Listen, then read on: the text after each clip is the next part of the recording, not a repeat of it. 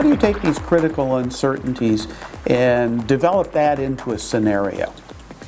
Well, creating the uncertainties to the scenario is what I call the kind of scenario magic, right? It's something that's one of the things that the consultants do, or people who have done this process a lot, because there's a lot of intuition and qualitative thinking that goes into that process. The very first piece is pretty simple, which is you take those items that were voted as most critical and most uncertain, and you start laying them over each other as a matrix, right? So you start taking uncertainty number 12 and overlaying it on top of uncertainty number 5. That gives you a sense of what the matrix might look like. What are the quadrants that you have? But there's not a lot of information there, right? So if you take, for instance, the motivation that people have, what motivates them to learn, is it something that's personal or is it something external to them? And you overlay that on top of, is the world going to be global or not? You get a little sense of, there might be some interesting stories that come out of that.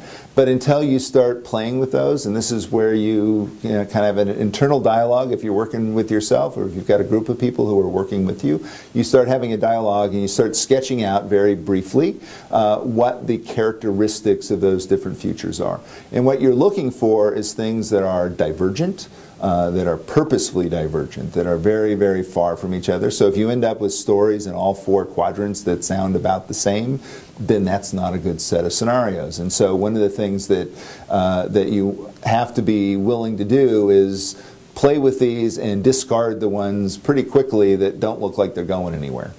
And then you end up with a set that some of them are interesting. And so you end up at some point with 3 to 5 scenario sets that look interesting. They have divergence, there's good storytelling possibilities, they're meaningful to the question that you're trying to answer.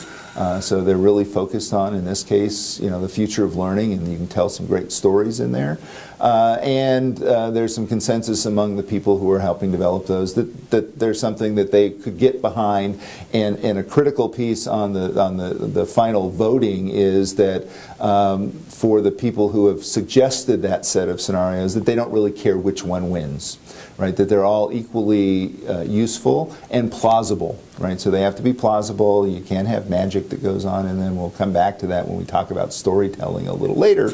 But one of the things that you want is a set of scenarios that everybody could buy into, whichever one wins, right?